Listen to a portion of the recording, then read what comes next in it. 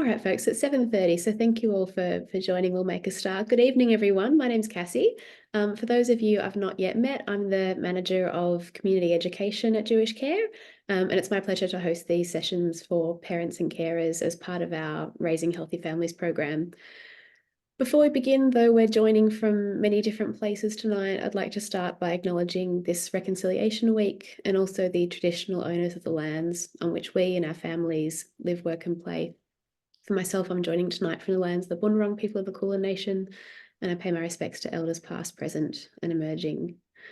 I'm delighted to be joined tonight by Tiffany Rochester, who is zooming in all the way from Western Australia, where I hear it's much nicer than our Melbourne weather tonight, where she is a clinical psychologist with over 20 years of experience in supporting families through transition, work that ultimately led her to found Co-Parent Companion, which aims to support and resource parents to thrive in their co-parenting. Thank you so much for joining us, Tiffany. Thank you for having me, Cassie. I'm really excited for this conversation. And I'd just like to acknowledge that I'm on Whadjuk Noongar Boodja and pay my respects to the Whadjuk people of the Noongar Nation. Thank you. Before we jump in, just a bit of housekeeping. To make sure everyone feels comfortable, we've set this up as a Zoom webinar, which means that attendance is anonymous. Participants won't be visible to one another at any stage, only to Tiffany and myself. You're welcome to ask questions via the chat function, which we'll do our best to address, time permitting. And again, any questions will be visible only to Tiffany and myself, not to others in the session. Our session tonight is being recorded. I'll be sending out a link afterwards, which you're welcome to share with others. It might take me a little while just to get it loaded to YouTube, so give me a couple of days and then it will be coming out by email. And lastly, unlike our usual sessions where we have sort of a lecture style presentation, tonight is more of a Q&A sort of conversation. So please do add those questions in the chat. We know that people might be at various stages in their co-parenting journey, from contemplating separation to newly separated to a few or even many years down the road. And we hope that the principles and the strategies kind of discussed tonight will have relevance across those stages, but please do add your own questions as well. And just one final comment before we jump in. For the purpose of tonight's conversation and the strategies we're sharing, I'm not sharing, Tiffany's sharing, we're talking about relationships where, yes, there might be conflict, there might be tension or disharmony, but not situations of violence or abuse. This requires a much more specialised and safety supporting approach than we have the capacity to explore tonight. So I respectfully ask that we will steer our conversations towards those other parenting challenges. And I'll share in the chat some resources for anyone who might have concerns about their safety or who might need more specialised support. So without further ado, over to you, Tiffany. I was curious just to begin with, I know that supporting co-parents is really your big passion. I'm wondering if you can start us off by telling or sharing a little bit about your background and what led you to this particular work. Yeah, absolutely. And at early career, Tiff wouldn't have predicted that this was quite where I was going to end up. When I was studying, I knew that I wanted to work with adolescents, and I thought that was kind of it.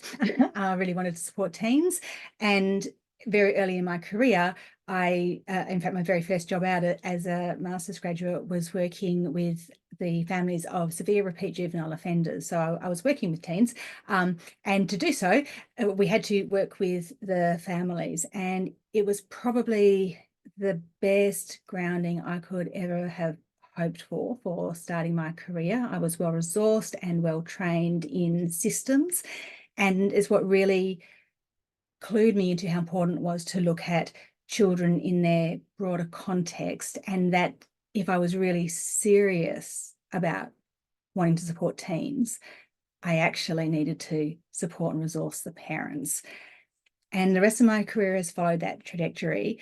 Around 10 years ago was when I moved more formally into supporting separated parents, and that was working with families who were entrenched in the family court system. And so the point of entry into my room was when a magistrate had determined that the conflict was so great that it was finally time for them to be forced into a therapy process. And they were told the goals that they would need to achieve, who they would see, and that I would report back to the court on how they were going through that process. And every time that I say that out loud, I think, who on earth thought that that would set up any family for success?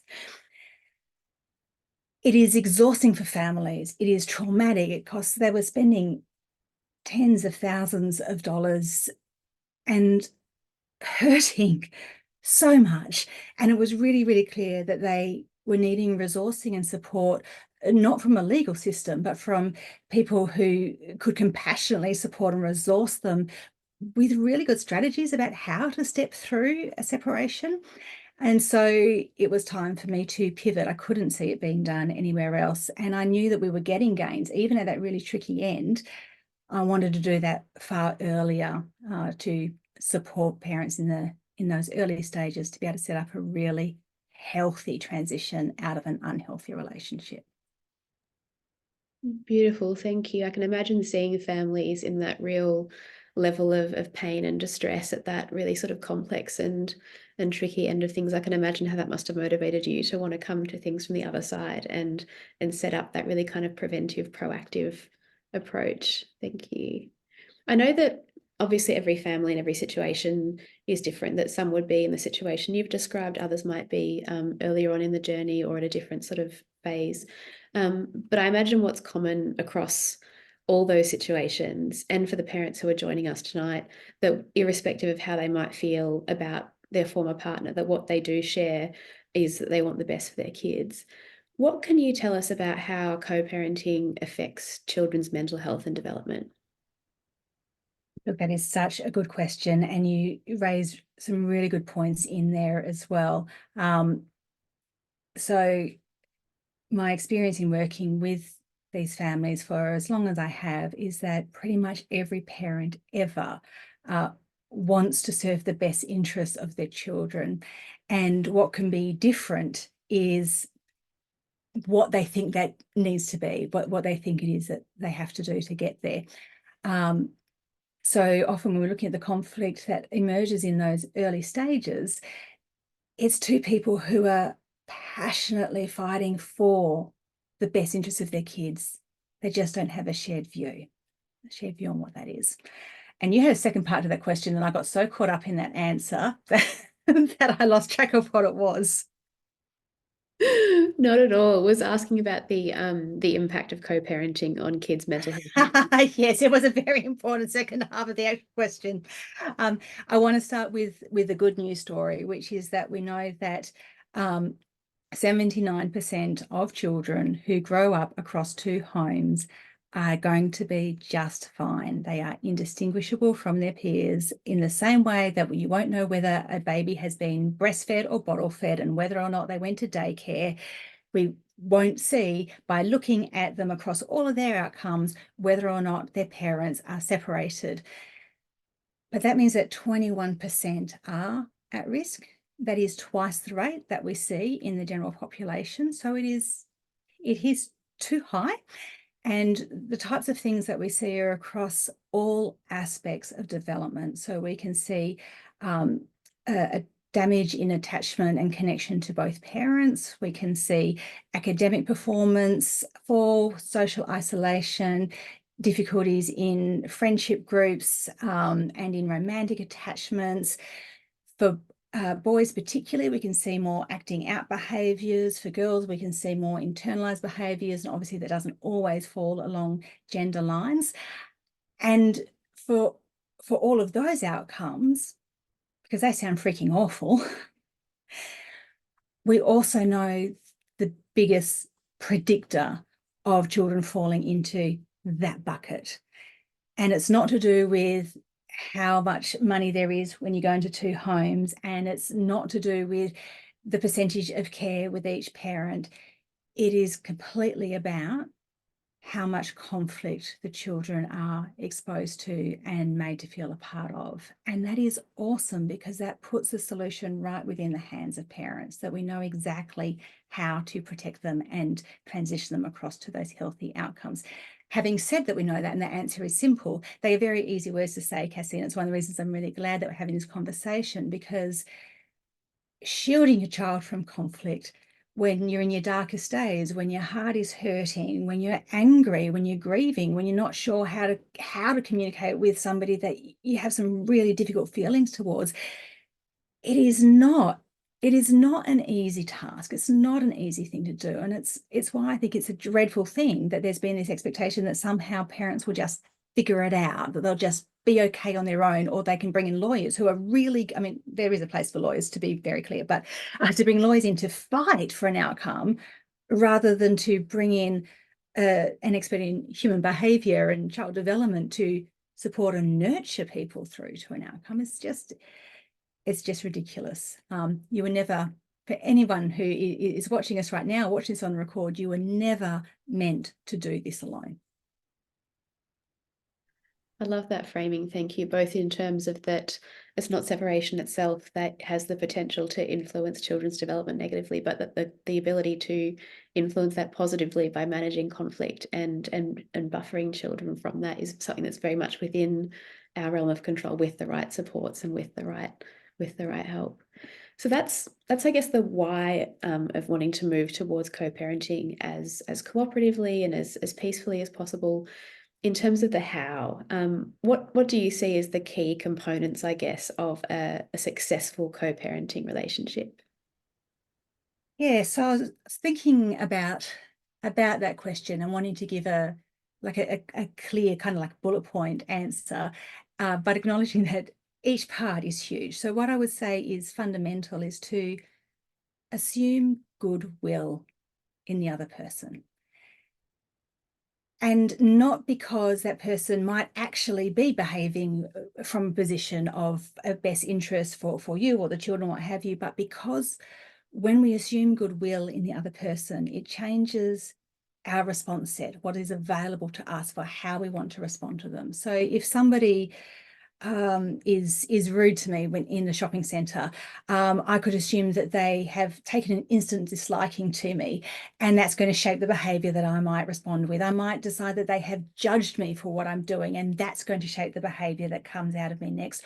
Or I might assume that they are just having one heck of an awful day and that it's got nothing to do with me at all. And that is going to change my behaviour. So if we come from a position of looking at of all the possible reasons I might be getting this behavior from my co-parent, what is the kindest way that I can look at it? What is the gentlest way that I can look at it?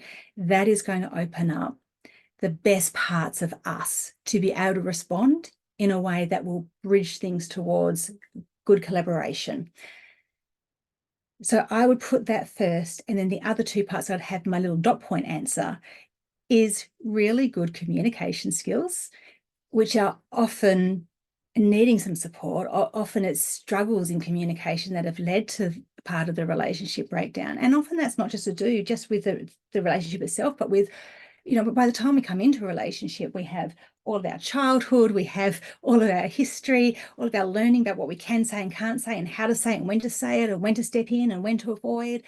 So we can have a lot of struggles in our communication skills. So putting some energy into being supported to develop those to a really, really good level, it's incredibly important. And then the third dot point is boundaries, knowing what the boundaries are and having really clear boundaries. And again, that's not necessarily intuitive. You've gone from being in a romantic relationship in a one-home family to being in more of a business style partnership across two homes. And so transitioning across to knowing what is your right to ask or not ask, what is your right to know or not know, where do you start and stop in that dynamic? Not with your kids. You're always a parent 100% of the time, no matter whether their head is on the pillow at your place or somebody else's. But in terms of the boundaries in the relationship, they are new. And I want to just quickly pop in there because those boundaries are so important. I know that I'll get a chance later to share with you my website. I'll just tell you now. It's coparentingcompanion.au, but on there we have a free course that just steps through some of the really simple ways to set up communication boundaries just to get things started really smoothly, because as soon as we have some boundaries in place, we create some space for people to be able to have their feelings separately from each other, to be able to soothe themselves when they're not in connection with each other, in order to be able to use their best communication skills when they do approach each other. Beautiful, thank you. On that topic of communication, I guess, we know communication in co-parenting can come in a range of different ways, whether that's through, messages or calls or structured mediation processes at handovers or through other parties. I know you directed us towards some resources on the website too, but if you were to think about some sort of general principles or general tips for communication in co-parenting, what would be your kind of go-to strategies? I've got so many. And let me think about where do I want to start with that one. So the first is to remember that despite what has gone on between you and your co-parent, you know more about them than most other people. And you know more about yourself than almost anyone, apart from your own blind spots, and we all have them. So part of the answer to that question is to look at, what do you know gets the best response out of your co-parent, and what do you know gets the best response out of you? So I know that if I have to have a conversation about finances with anybody, if I have to talk about my money, then that takes a lot of spoons for me. I can't do that on a whim. Don't give me a call and tell me I have to reconcile my credit card. I need an email or a text that says, this is the thing that we need to do. Can you set a time? And then I can respond to that. So that would be the best way to get me to the table to talk about finances. So knowing what you know about yourself and about your co-parent, that will give you some answers about whether you're best to have your conversations over coffee once a week in a co-parenting strategic planning session, or whether you're better off keeping all of your communications by text, or whether an email chain is a good way to go. I do generally recommend that for any written communications, that the parents choose one avenue, so that there is only one place that communication is going to come through, and that makes it far easier to keep track of conversations, so fewer things get lost. It also means that there is only one place where you're going to have communication with each other, which means all of the other areas across your social media or your phone or your computer are all separated from that. They're spaces where your co-parent's not going to show up. I love that idea of keeping your other spaces kind of neutral in that way, and localizing your conversations to that one channel. I guess sort of linked to communication, or maybe tied to communication, if we could zero in on, I guess, conflict in particular for a minute. I imagine that clashes and disagreements are not uncommon in co-parenting, as they are in any kind of parenting. What tips can you share around managing or reducing conflict? So one of them is to come back to what your shared values base is with your kids. Now, often when I'm first working with co-parents, what I hear is we have entirely different values, and that is rarely true.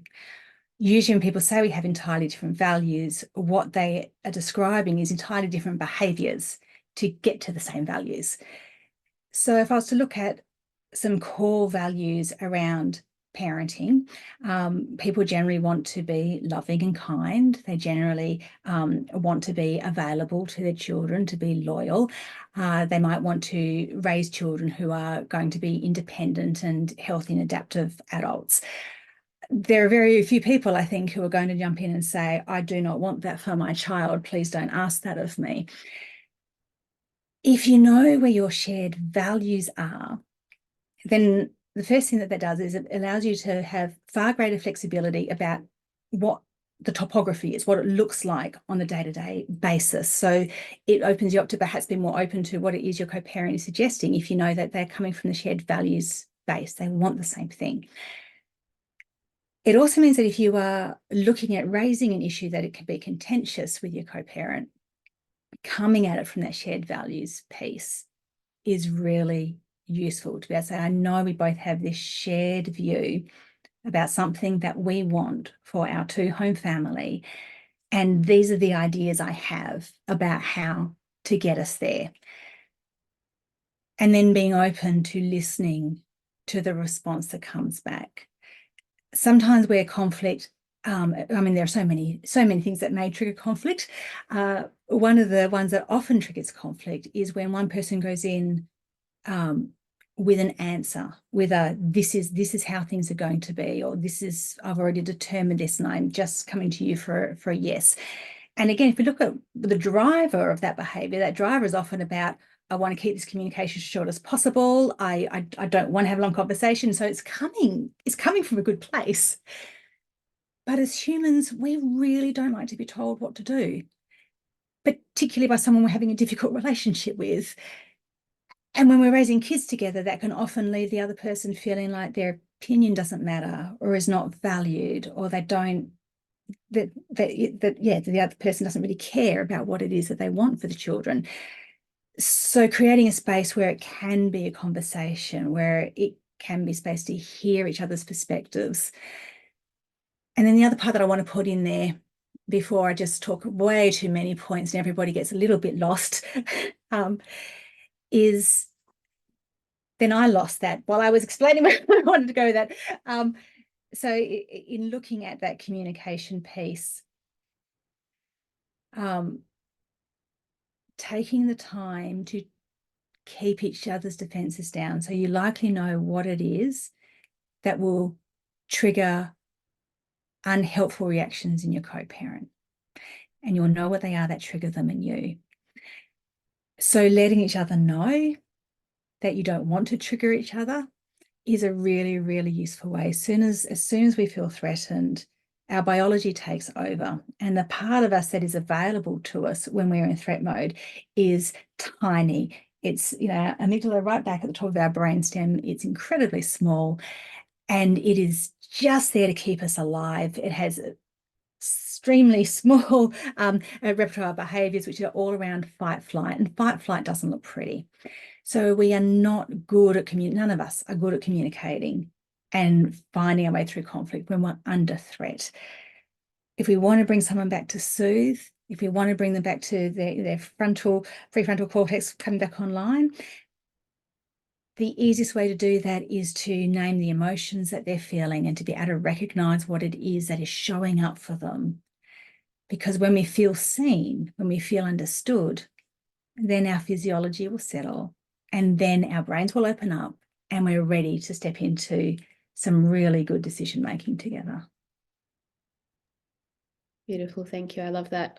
For those of you who might have heard the Dan Siegel sort of approach to naming emotions as a way of soothing those kinds of big feelings. Thank you. It's something we might use with kids, maybe not so much with ourselves necessarily. Oh, it's his stuff is great with adults as well. Absolutely. Yes. So that all sounds lovely. I'm imagining that some people, though, might hear a conversation like this and think, well, that's all well and good when both parents are on the same page and are equally committed, but that's not my situation. What would you say for parents who are in a situation where it feels like they're the only one who's putting in effort, where they might see things very differently to their co-parent, or the co-parent is less cooperative or less engaged? How can parents navigate these kind of situations? Is it possible or even worth it to take any action towards positive co-parenting when it feels so one-sided? I love that question so much because it is one that comes up all of the time, along with a sense of, why should I? It's not fair. I shouldn't have to do this. I've been trying to do all these things and they are not doing their part. And you may be absolutely 100% right about that. And my question to anybody who's having that experience, my question to you after saying, like, full compassion to you, because it's really, really hard when you have a tricky co-parent. It's really, really hard when they won't come to the table with you. So you do have a tricky job. And I absolutely don't want to minimize that ever. And my question would be, what are your options? Because while you sit around feeling that it's really unfair and waiting for somebody to tell them to get their butt into line, waiting for somebody to hold them to account, waiting for them to step the heck up and do something, you are giving all of your power to somebody else that you don't like all that much. And nothing is going to get better while you do that. So you may as well, like, you may as well try something else. And indeed, in the way that I set things up in our business, we have two direct streams. There's a stream for when we have two people who want to work together, which is amazing, which is fantastic. And my gosh, it's a beautiful pathway. But we also have our other pathway for when it is just you, because if it's just you, it's hard and it's lonely. So what we want to do is surround you with the community of co-parents who share your struggles and share your view, share your desire to really raise healthy children and be a parent that lines up, where your behaviors line up with who you care to be, and not by the behaviors of somebody you don't care to be with.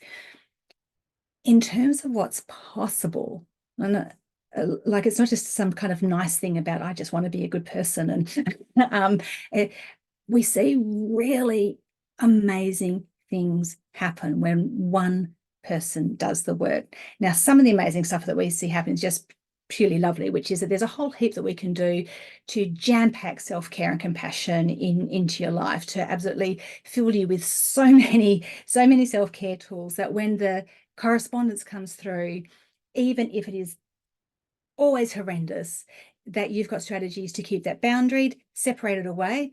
Another plug for the free course, because that will get you to that part. And then with a whole range of strategies to be able to quickly deal with what's come in, soothe yourself, respond quickly in a way that is going to de-escalate as best as possible with that person, and in a way that is not going to take 6 hours, 12 hours, 3 weeks of rumination with your guts in knots before you can do that. So even if that's the only part we're looking at, you're going to get more freedom in your life, more space to breathe, more room to feel confident about the boundaries that you are holding and how you're holding them. The other part is as difficult as they are, as I mentioned before, when somebody is really difficult and challenging towards us, it brings out difficult behaviors in us, no matter how hard we're trying to be our best selves. And because we are not great at being objective on ourselves, sometimes we don't know the impact that some of our behaviors are having coming back.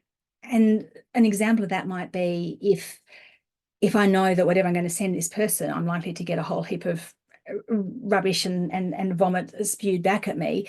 What that might look like is I might avoid responding to them. I might delay, and then they might get more and more frustrated because they're actually not hearing from me. So I need to be able to respond quickly, but in a way that holds a boundary and doesn't escalate things up further.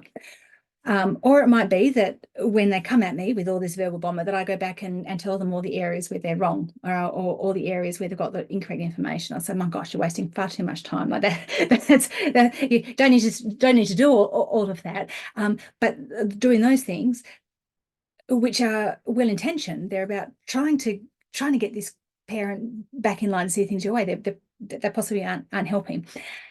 And so we can look at what are the skills that you can use that are more likely to de-escalate them, that are more likely to bring them back to the table.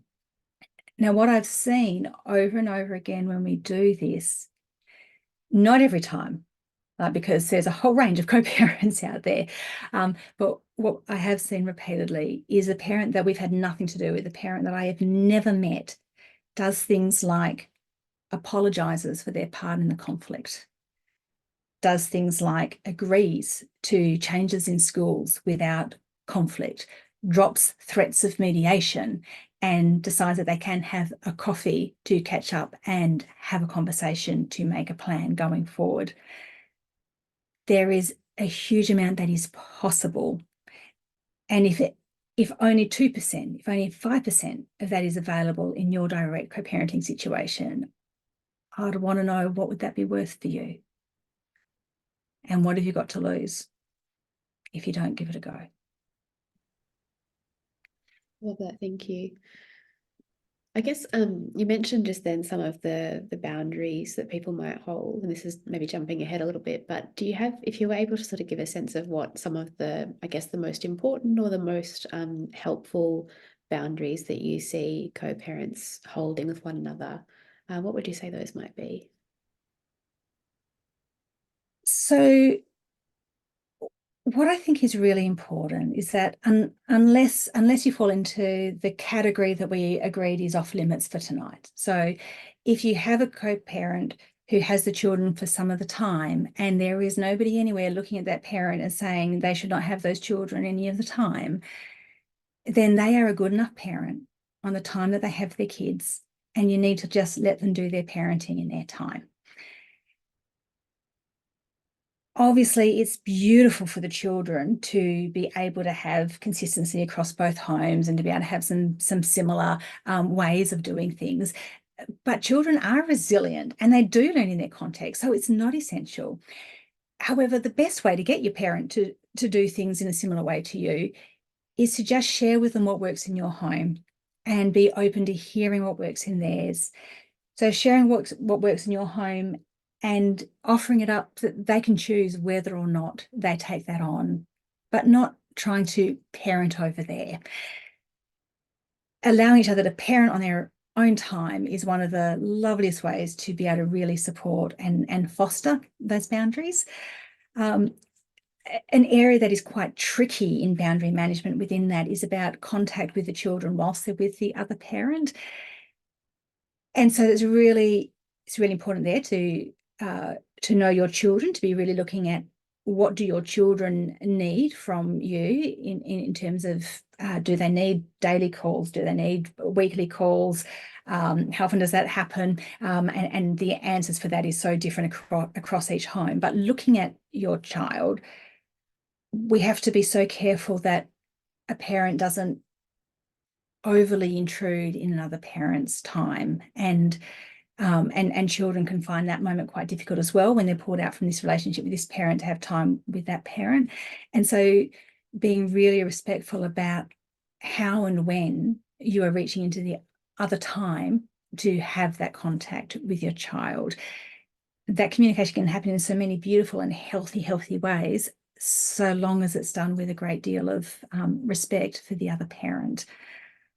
The other thing that I'll say in the massive list of things we could talk about with boundaries is that there is a different lens when it's your co-parent rather than your romantic partner.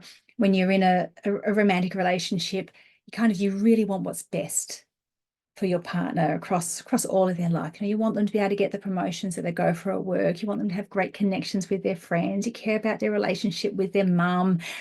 We kind of think of them as the whole person because that's what we're investing in. And so the way that we interact with them and shape their behaviours will be geared around that. But when you're in a two-home family, you only need to care about getting the best behaviour out of them when they're with you and when they're with your kids. And that's it. You don't need to care about anything else in the rest of their lives. It's no longer your job to make them a better person globally. That door is closed. If they weren't interested in your input when you were together, they're not interested in your input on that now. So take the load off and just look at, what do I know I need to do to bring out the best for me from this person for the benefit of our kids? That's it. That's it. I love that idea of letting go of fixing and bringing it back as each point we're talking about, pardon me, comes back to, which is about the needs of kids. I apologize, everyone. You might be able to hear I've got a cold, so I'm not my clearest thinking self tonight. My apologies. I imagine, Tiffany, you would see parents at all different stages of co-parenting and at all different stages of their family life. And I guess the principles of what you're speaking to might be similar, but I imagine some of the nuance might change when you're talking about co-parenting babies or very small children versus primary age children right through to teens or even young adults, because we know parenting doesn't end at 18. What can you tell us, I guess, about how co-parenting evolves as children grow and move through these different developmental stages? What are the really important, I guess, needs or things to bear in mind for those different groups? Yeah. So one of the things that I often reflect on is there's a Goldilocks zone, if you will, for when is an ideal time to move into a two-home family, which is when children are between the ages of 5 and around 10 to 11, probably 10. So you kind of got this 5-year sweet spot. If you're earlier than that or later than that, please don't stress. You've still got plenty of pathways through. The reason that is the Goldilocks zone is that by the age of 5, children have established their relationships with both parents. They are able to hold the idea of one parent in mind while they have an extended period of time with another parent.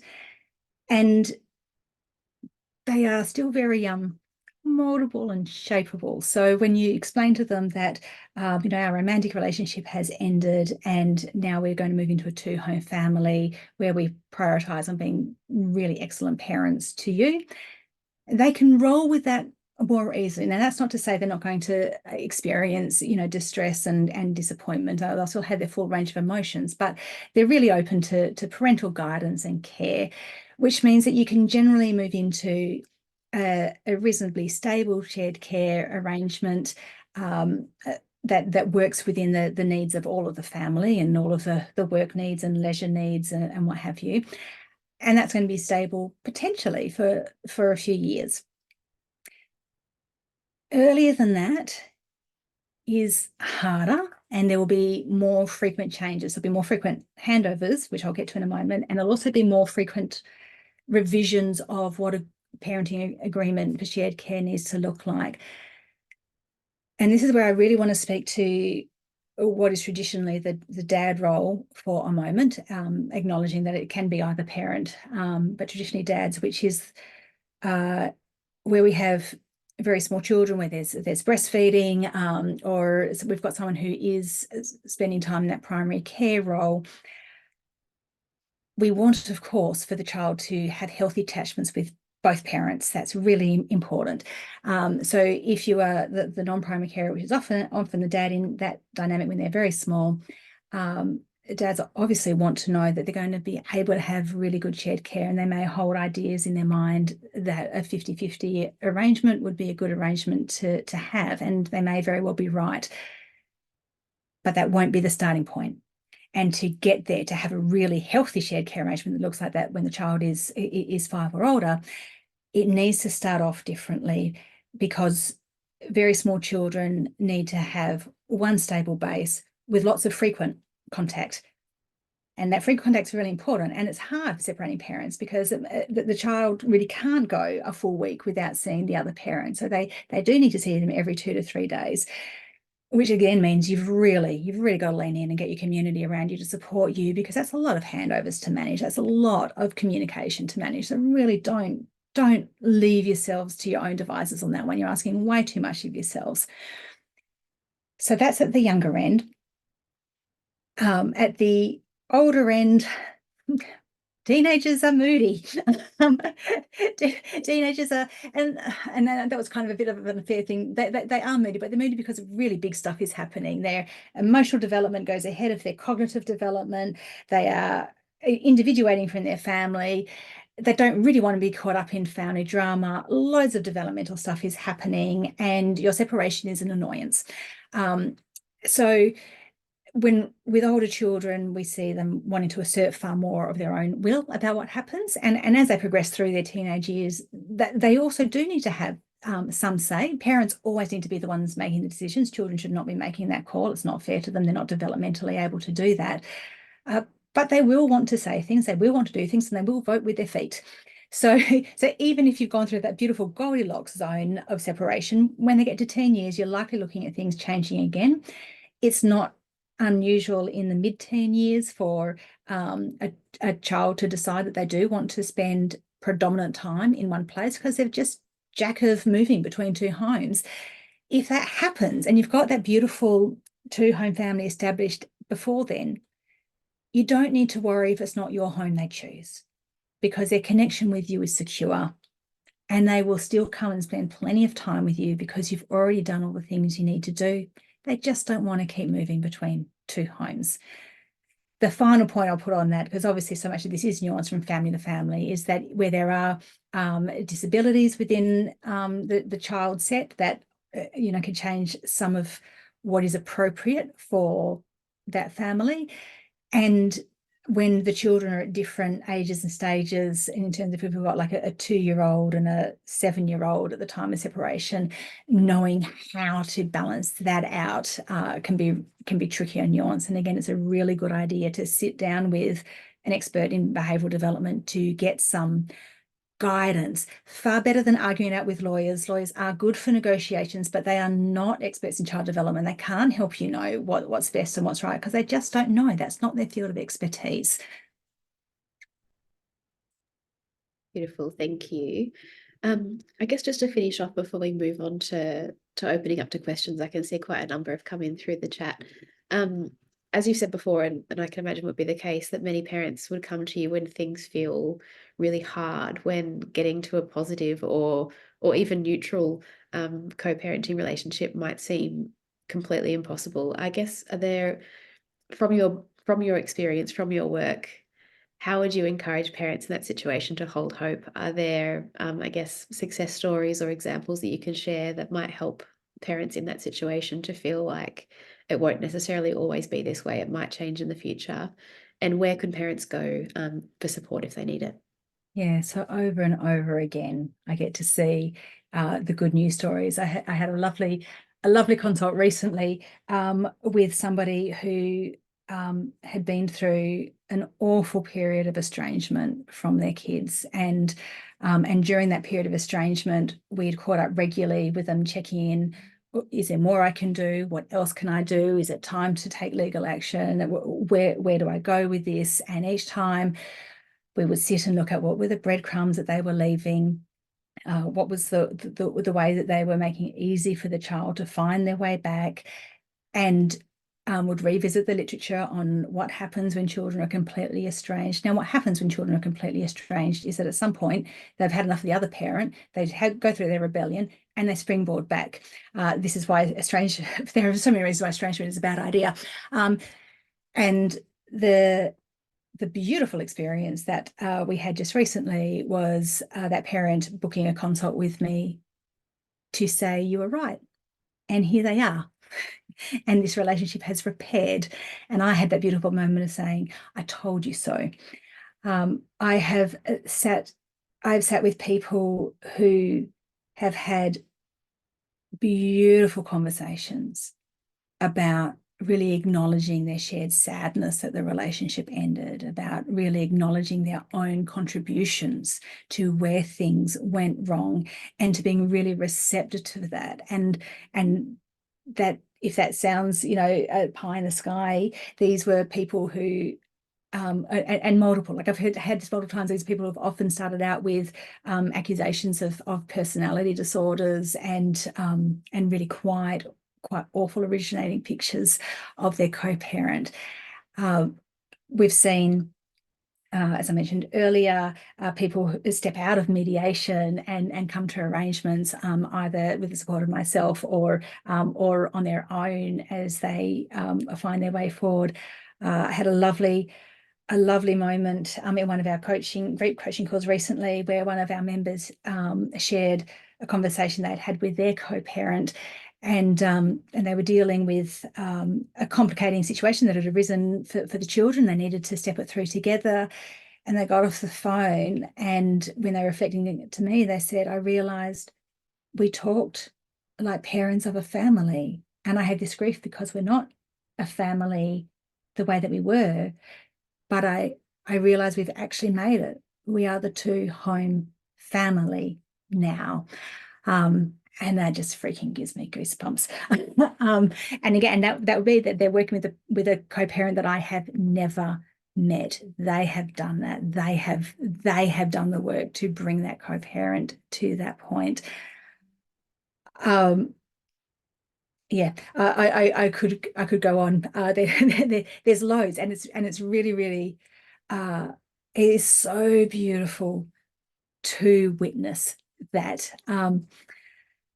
And so then, in terms of where people can go for support, like obviously this is my bag, I seriously love it. And so I'll talk about what I can do first, and then I'll talk about what other resources are there. So my website, as I mentioned before, is co-parentingcompanion.au, and it's although I am a psychologist, it is a coaching business, not a therapy service. I coach parents through, and there is two options, as I mentioned, for the ones that have co-parents that want to work together, and the ones that had that really, really tricky one. So my favorite time, the best time to step in for support, is right before you're going to tell the kids. That is the best moment, because that is when it is the easiest way to set up a really healthy, good separation. So right from the get-go, I have a consult available for stepping through how to tell the children. And from there, we have coaching packages to step parents through how to get to a parenting agreement, or how to work on the dynamics of how their co-parenting relationship is going to work. So that sits over there. But for our other ones who have the trickier job, we have our co-parenting intensive reset. That is our signature program, and within that is a hybrid model of online delivery, which is a whole heap of me. Like if you're finding, particularly if you're watching this on the record and you're thinking I'm getting a lot out of this is what it's like to go through our program, and you get a huge amount of me stepping through resources and tools across all of the pillars that you need to be able to co-parent really well. So looking at that firm foundation of who you are, how you care for yourself, and then how you influence behaviours of others to get more of what you want for the best interest of your kids. We do that with that online delivery, but with live coaching calls over 5 weeks. And that's so that you can actually get some direct guidance about, like, I saw this video here, but what does that mean in my situation? So that's part of why we do that. It gives me a chance to check in. Are you actually picking out the key takeaways that I really want you to get from that? The most beautiful part is that connection with other co-parents who are having similar struggles and have that similar mindset. And that I hear time and time again that sense of, oh my gosh, I'm not alone anymore. I didn't realize I felt so isolated.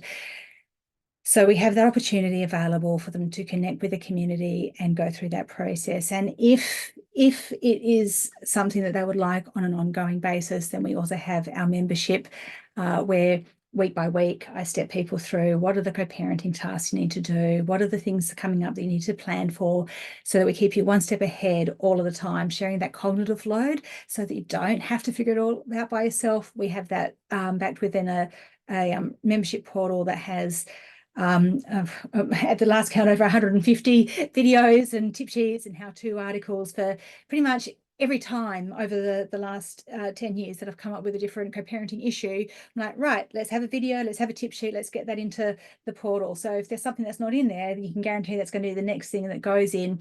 And again, within there, we have monthly live coaching calls so that we can troubleshoot, plan, step through together, and really build and sustain that community of this new paradigm of a two-home family, of low conflict, amicable co-parenting that's characterized by simplicity and ease. So that's what you get with me. The other thing in terms of other resources, and that is available across the country, because Zoom's fantastic and we can meet in lots of different ways. I'm also trained as a collaborative coach, and there are many collaborative coaches across Australia. A collaborative coach, if I can say that word without stumbling on it, a collaboratively trained coach is able to support families through a collaborative separation as part of collaborative law. Collaborative law is entirely different from an adversarial process. So in a traditional pathway that goes through mediation and then lawyer negotiations and up to family court, lawyers are on opposing sides, they argue for positions, and somehow that's supposed to lead to a happily ever after. It doesn't. Might lead to an outcome that people are, can live with, but that's all it's about, is just getting to that agreement so that everybody can go off and be legally separated. In a collaborative process, the entire team wraps around the two-home family while it transitions. So rather than being led by a magistrate, it's led by a collaborative coach, somebody who often has mental health training, to guide the communication, to guide the skill development, to work with both people to find out what is going to serve this family, not for an agreement, but for the lifetime that they are going to be a two-home family. We bring in a financial neutral, so that person is an accountant or financial advisor who, again, is collaboratively trained, who works with both people and the coach to look at what are the financial arrangements that are going to set this family up for success. And then when we bring lawyers into the room, and we don't always, but if we bring them in for a full collaborative process, the lawyers are also, they've made the transition from traditional law land into collaborative law land. They work together to brainstorm around the table how to help the whole family transition through. So rather than that adversarial fighting process, there's an entire cocoon holding the family while they transition through to a peaceful collaborative outcome. And it doesn't have the high pressure timelines of mediation and court. We get to move at the pace of the family for the goals of the family. And I'm seriously in love with it, as you can hear. I will make sure that you've got the link to put with the recording, but it's the Collaborative Professionals Association. They have a website. Every state has a local group. You can look for collaboratively trained coaches to find other people like me in your local area. Gosh, that sounds like such a nurturing approach. Thank you. And going back to your good news stories, it must be such a privilege to witness that kind of growth and that kind of, I guess, return. That sounds really, really special. It really is, Cassie. I work with the most beautiful people. I love my job. I get to meet the very best of humanity. Yeah, it feels deeply, deeply privileged work. And goodness me, I can't believe that I get to meet these wonderful people. So Well, thank you. I'll switch over now to some of the questions that have come through, and in sort of no particular order, I guess. I'll just sort of read them out as they come through. So there's no sort of cohesive sequence to them per se. In terms of, I love that idea of the two home family. In terms of managing the movement between two homes, that transition, do you have any tips for how to help kids navigate moving between those two spaces, especially when different households might have different expectations and boundaries? Are there ways to help kids feel at home equally at home in both spaces? And what should parents expect in terms of behavior around handover from their kids? Might it take a little while to settle in, between each transition? yes, handover days suck in pretty much every family. And if we look at FIFO dynamics, it's the same there.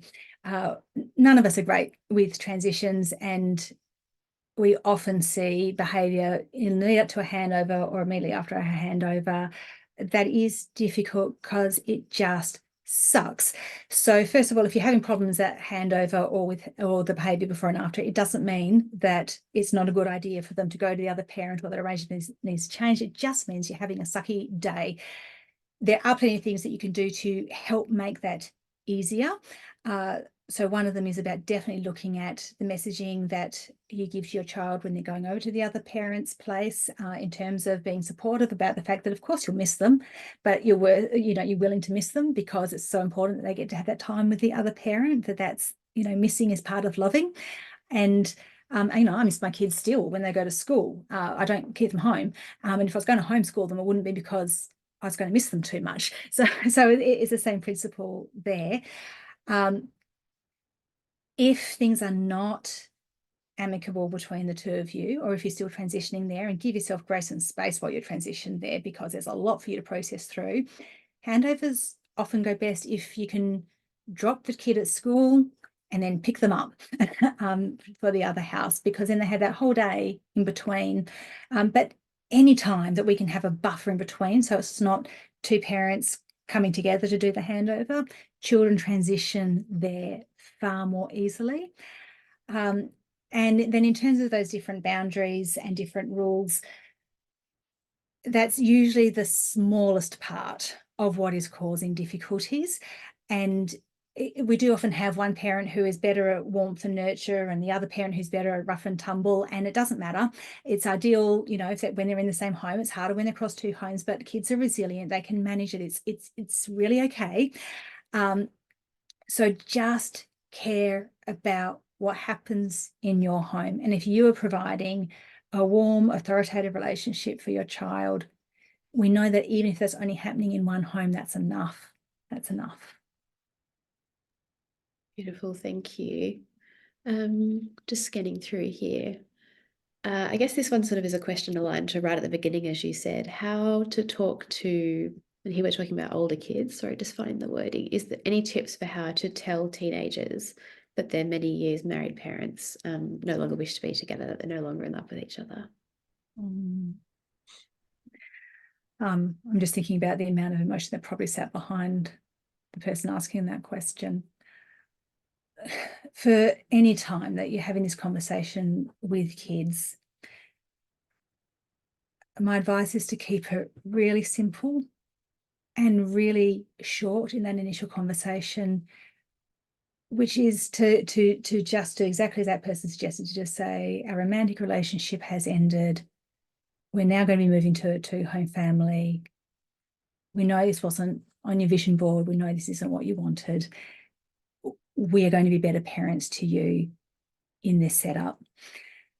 Teenagers are likely to want to ask, more so than perhaps younger children, a lot of questions. It's not a teenager's job to know where the boundaries are. So they might want to have a whole heap of intrusive information about whose decision was it, how come, and they are so set on taking sides. I had a lovely teen in to see me this week who was talking about one of his friendships. His friend had broken up with his girlfriend and they were all supposed to pick a side. I was going, oh my goodness me, yeah, this is the problem, that you don't have to pick a side. And so they don't know that. They're likely to look for, am I supposed to choose? Like, is it okay if I love both of you? It is really okay to just let them know the reason our relationship is ending is private business. That's between us. That's got nothing to do with anybody else. And you don't need to know that, because it's not important to how much we love you. They also don't need to know any of the details about how the financial separation is working or any of that. They are allowed to see that you're emotional. It's quite okay for them to see that you're upset about it, so long as you're just letting them know that you're the grown up and you're going to take care of your own emotions. They don't have to carry them. And then just let them have their emotions. Just let them, if they need to rage, let them rage. If they need to express anger, let them express anger. None of those emotions are dangerous. None of them are unhealthy. They just need to have them. And if you're the safe space while they have them, they're going to be just fine. Thank you. That's such a compassionate framing, and I hope that's a helpful response for the person who asked that question. Similarly, I guess, compassionate kind of question here, where there might be some disharmony between co-parents, or where the relationship is not such that there's direct communication. Are there any ways to help the other party be less hurt so they can come back to improving the dynamic for those involved?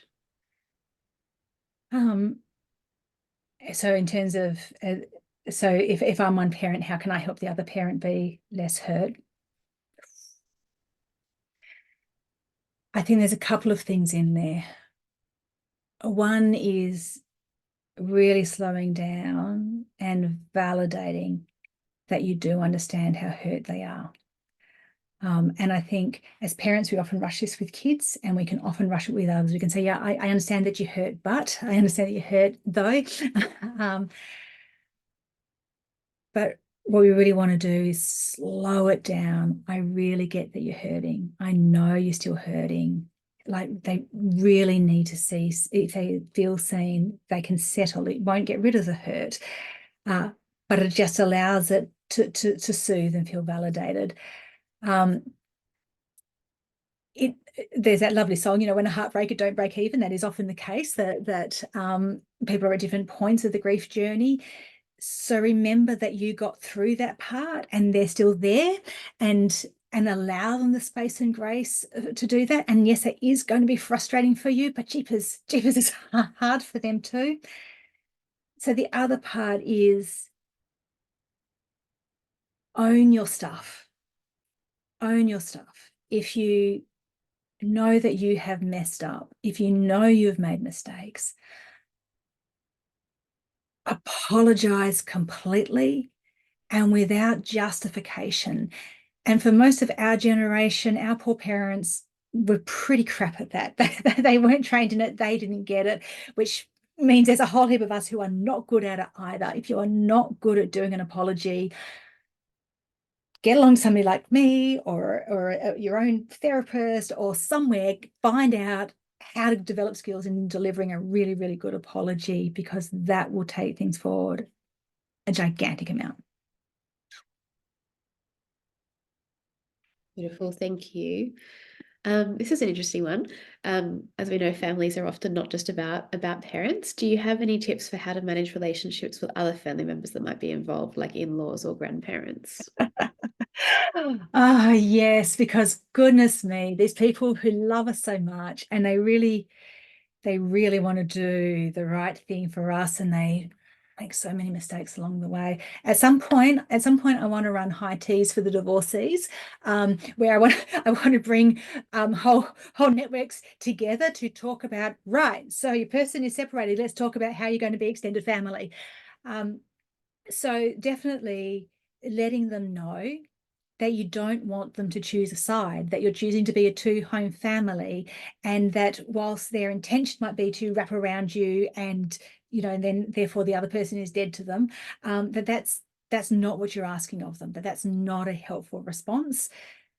You can also give them some guidance about how you want them to talk to the children about it. Is so important, that they are not speaking ill of your co-parent, that they're not disparaging them.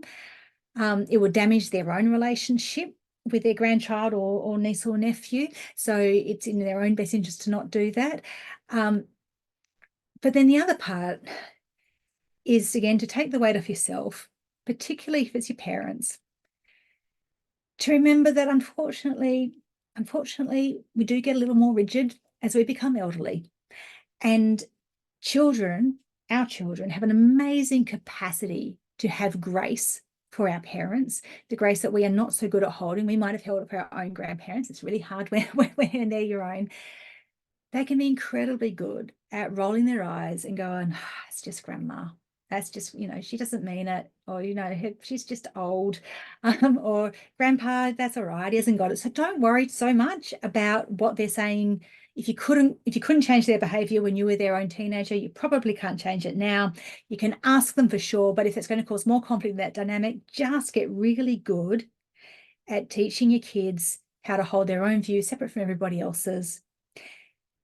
And if you and your co-parent are modeling a healthy dynamic, or if you are just modeling that you don't have to pick a side, and that it's okay to hold love for both parents, the influence of the generations further out is going to be minimal. Don't worry about it. You've got enough going on. Take the weight off. Thank you. In terms of, I guess the different dynamics that might emerge after a separation, do you have any suggestions for how to respond when a child might be playing off one parent against the other? Yes. So again, that comes up so often. So whoever has asked that question, you are definitely not alone in that experience.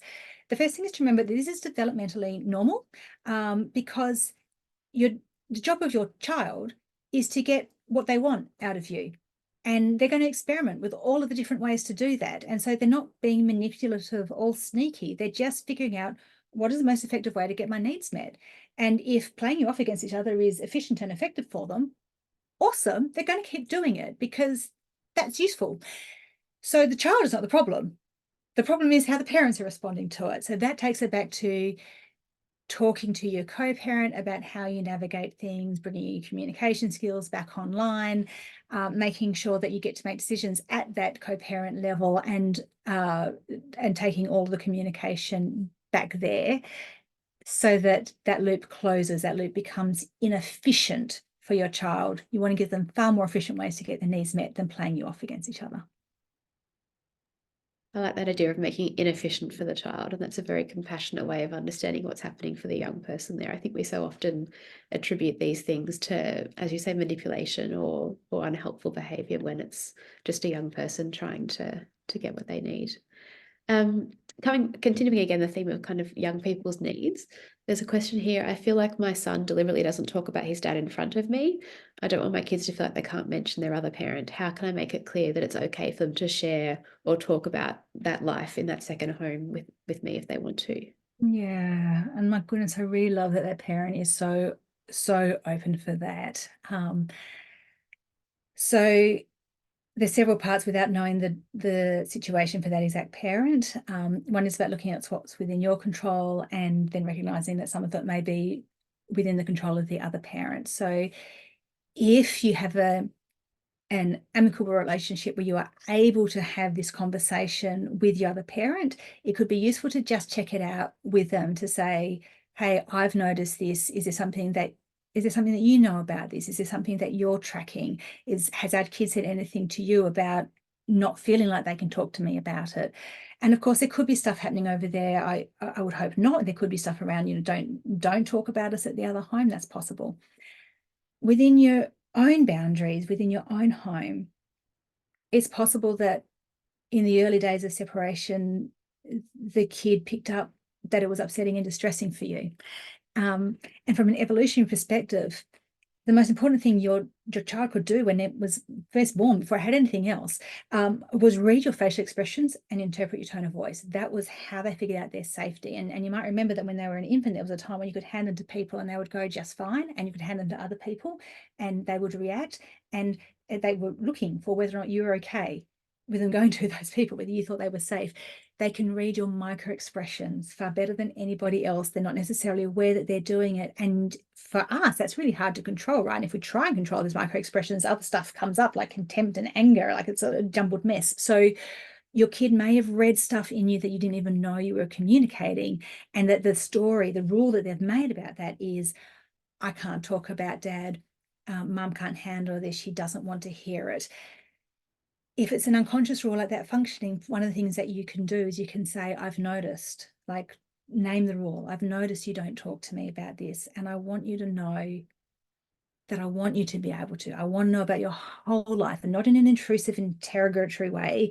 You're a whole person. I'm your parent all of the time. And I would just love to be a part of all of your life. And I want you to know it's okay for you to talk about your dad here. I want you to know, I want to celebrate the joy that you have with him. I want to celebrate the things that you get to do with him. And if I am doing things that is making it difficult for you to tell me those things, I'd love so much for you to let me know, because I don't know what I don't know. This is the first time. This is the first time I've taken a kid through this process. So if you could let me know, then I can be a better parent to you. That's lovely. Thank you. Looking, I guess, at situations where things might not be yet at that place of sort of more harmonious or more productive, how to proceed when there's essentially no communication between the two parents, and kids are being put in the middle or being tasked with being responsible for that communication themselves. Where would you suggest starting there?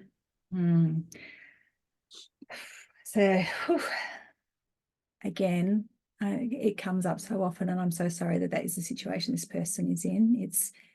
It's really, really hard when you're trying to be that collaborative parent and the other party is just blocking you, just won't respond. And particularly that issue that they've raised about, like, if the parent is communicating through the children, that is, we call, that falls in our category of covert conflict, and it's not healthy for the child. So there's two things. One is, I think it's definitely worth expressing to that parent that you would like things to be different, and inviting them into a collaborative process that we outlined earlier, to say, look, we don't need to go down a mediation pathway. There's another process that I now know about where we could figure out how to do this better. You could risk being really vulnerable and saying, I think that there must be ways that I'm communicating with you that make it hard for you to communicate with me. I would like to be a good communication partner.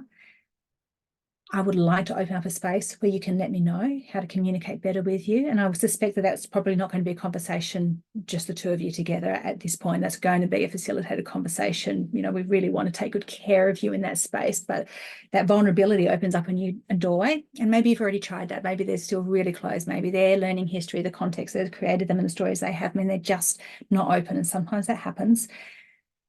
Then again, take the load off yourself. You've tried all the other options. You've done all the parts that you can there. Your only job then is to make sure that you are not doing that part. So if they're using the child as a conduit, don't return the favor, always go back. Always go back to the other channel. Now, one of the things, again, is we make that the child conduit pathway inefficient. It's not an efficient way now for this co-parent to get things done. So they may return to communicating directly with you because that's what becomes efficient.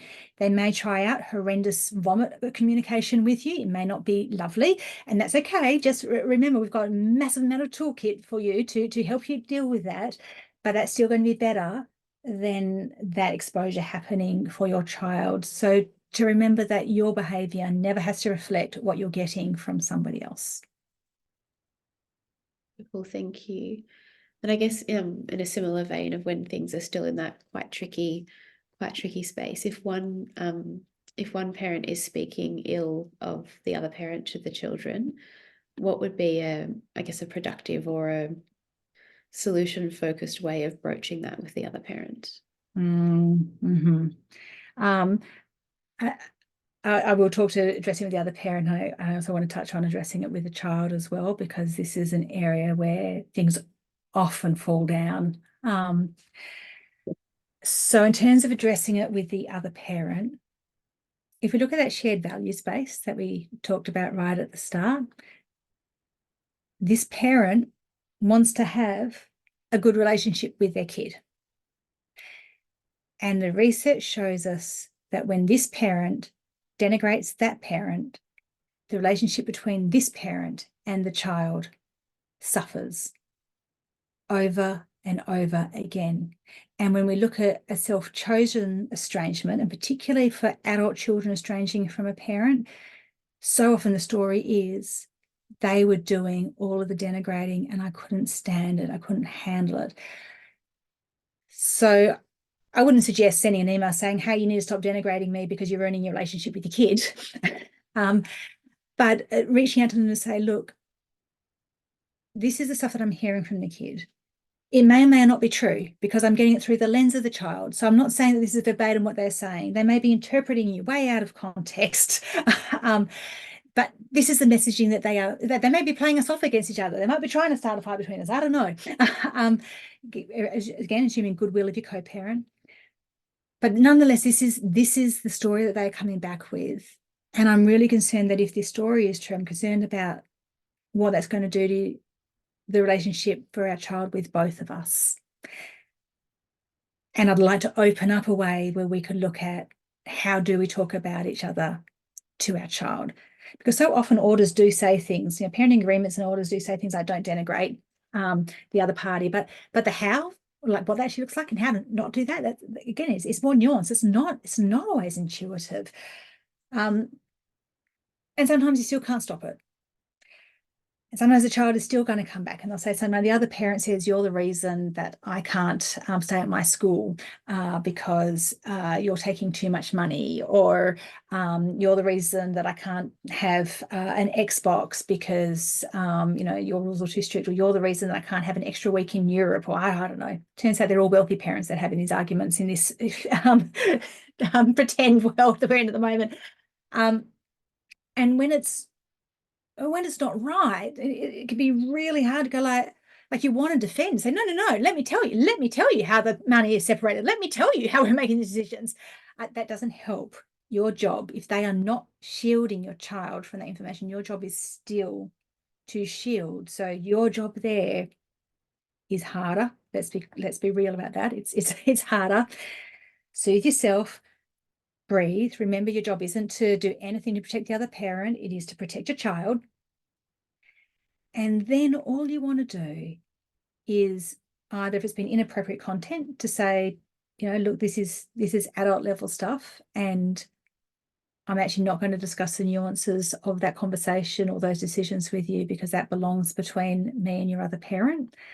That may be a hard boundary to hold. They may push at it. Keep holding it. That is your job, is to shelter them and protect them. Our kids do far better when we're really firm in our boundaries around this stuff.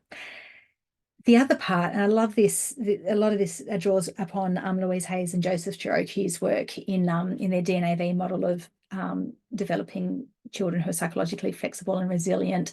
And I also want to do a shout out to Tamar, who is within the Jewish community, who does amazing work in developing psychological flexibility and resilience in children, is to talk to the child about what do your five senses tell you? What do you notice with the things that you see in your knowledge of me? Because the only thing that matters is your relationship with me and how you're experiencing that. So if you're hearing all of this stuff over there, that's fine. You get to make up your own decision. Notice what you hear over there. Notice what you hear over here. Notice what you hear here. And then tune into your body, tune into your awareness. Tamar's here. And yes, absolutely. I just saw that flash up in the comments, and I remembered everybody else can't see them. Tamar Black, everybody. You need to Google her. You need to buy her books. And if we've got mental health professionals here, you need to go to her training. She's just incredible. So they need to be able to know how to trust their own experience when they're hearing different things from different places. I love that idea of supporting kids to tune into their own trust and their own experience of that parent as a way of kind of buffering that inaccurate or kind of unhelpful rhetoric. Thank you. The last question sort of, I guess, that relates to the trickier situations as opposed to just general problem solving. And again, this is one that I really hold compassion for. Is it possible to co-parent positively when I can't help but have really strong negative feelings about my ex-partner? So that person, I want to say, oh my goodness me, could you please reach out to me? Could you please come and do our reset? Because your job is hard and it doesn't have to be as hard as it is right now. And you're touching on something that is so much a shared experience of people as they move their way through separation. These are your darkest days, and there is, like, the emotions that you're having, I mean, they need to be felt, they need to be validated, they need to be nurtured and loved by you. They're showing up for really important reasons. And then to see you tracking how hard that makes it for you to have the behavior to come out of your hands and your feet and your mouth that reflects your values. Like, there goes all of us, right? Like when we're having a whole heap of difficult emotions, it is so much harder to behave in alignment with our values. So don't do it alone, because there is a truck ton that we can do to look at how to manage those feelings, how to have them, and have the actions come out, reflect who you want to be. And whilst you're waiting to get to the end of this conversation so that you can jump onto my website and join my reset, what I want you to do is I want you to hold a hand over wherever that is, wherever that emotion is showing up for you. And then I just want you to take a moment and maybe like close your eyes, because we do this stuff better with our eyes closed. And I want you to just imagine, like, thinking about probably your kids, because like you've got them and you love them fiercely. But if your kids are having a rotten day, you're not loving them fiercely right now, think about your puppy or your cat. And I just want you to think about that huge amount of love. And I just want you to imagine, and I borrow this from one of my great mentors, Kelly Wilson, but I want you to imagine it's possible to love yourself that much. And just for a moment, allow that amount of love to just flow through that hand and to just move in and around all of that discomfort, all of that hurt. I just really want you to just absolutely flood it with warm and delicious love and care, and just let it know, I've got you. I've got room for you. It's okay that you're here. Thanks so much, Tiffany. That's really so grounding and beautiful. The last question, which is, I guess, we've sort of come full circle to maybe a more future-oriented kind of perspective.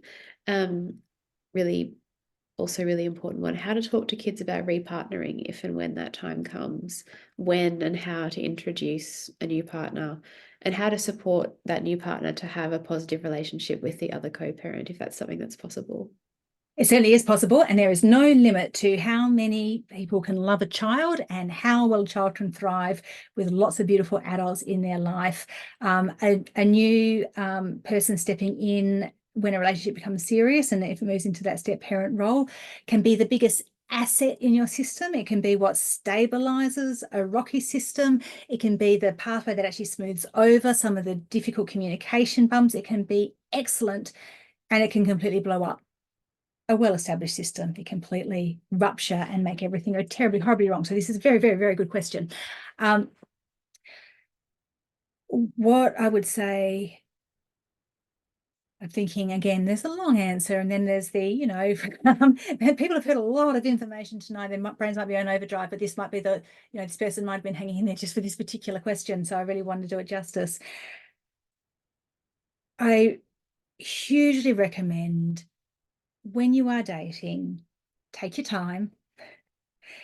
Wait until you really know that the relationship has good legs in it, because we know that children don't do so well with a cycle of loads of different adults coming in and out of their lives. They do, develop an attachment to them, and then they're gone. And so we really want to wait till the relationship has some reasonable legs to it. So several months, people, not urgently, not fast. And then the first person that should know that you are in a serious relationship should be your co-parent.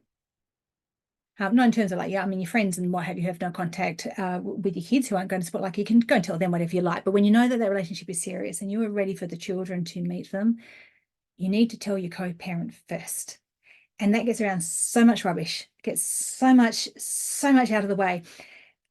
Because for one thing, the other person may have a huge reaction about it, and they're going to have that huge reaction with you, or in the privacy of their own home. After you've told them, they're not going to have that huge reaction in front of the children when the children tell them.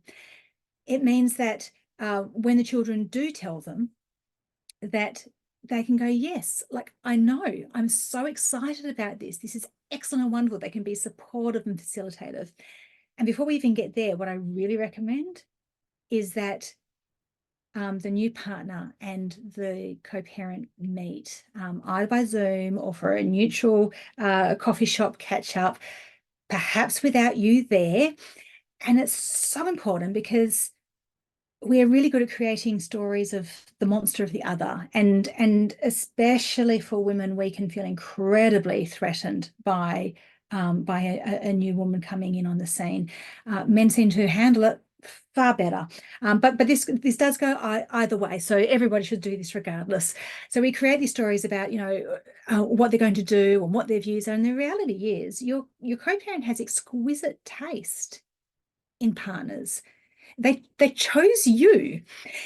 And so the odds are that if you'd met under other circumstances, this person would probably be your friend. And whether or not you become friends, I don't know. You don't have to become friends with them, but you probably would have if you'd met them out socially. So being able to meet them face to face means that you get to form your own opinion of them, separate from what you might think about your co-parent. And importantly, the new partner gets to form an opinion of you, separate from what your co-parent might be saying about you. And then when the children come and tell the other parent about it all, the parent can go, yes, I know, and I've met them, and geez, they're lovely, and I am so excited about this aspect or that aspect, and I can just really support you having a relationship with them. And for the children, that means that they don't have to worry about split loyalties. They don't have to worry about whether or not they're allowed to like this other person. They don't need to worry about whether you're going to be okay. So it takes all the pressure off the kids. And then as that relationship becomes more serious, if it does, just keep the co-parent informed first. If they're going to move in, let the co-parent know. If you're thinking you're going to have a baby, let the co-parent know. Let them know the whole way through. It respects them as the other parent of your child, and it protects your children's relationship with your new partner and your relationship with your co-parent. Similarly, if you got it wrong and the relationship that you thought had legs doesn't, and you're breaking up, let your co-parent know first so that they are ready to step in and help you figure out what that might mean for the children and what supporting and resourcing they might need. Beautiful, thank you. I think that brings us probably through a nice kind of narrative of, you know, what the beginning stages of separation might look like, right through to what the future might one day hold or not. It also brings us to the end of our time. I'm conscious of your time as well, Tiffany. And just wanted to really end by saying thank you to everyone for joining us tonight, and to those who are watching after the fact as well. But in particular, thank you to you, Tiffany, for your time, for your insights, for sharing the wisdom that you've amassed through your clinical work, through your years of experience in this space. And what I can hear and feel is a really compassionate, gentle, generous, and that sort of strengths-based approach, in the same way that you talked about, you know, assuming the best of your co-parent. I can hear that you assume and see the best in the parents that you work with. And I hope that those of you on the call tonight have seen and felt that as well. Please do feel free. I'll send out the link to the recording along with the resources that Tiffany has mentioned. But otherwise, we'll be in touch about whatever comes next in our series of parenting talks. If you have any topics you'd like to see covered, please feel free to shoot me an email. We're always happy to hear that. But otherwise, I know the others can't clap, but I can clap and say thank you to you, Tiffany, for your time tonight. Wishing everyone a good evening. Thank you so much. Thanks, everyone. Take care.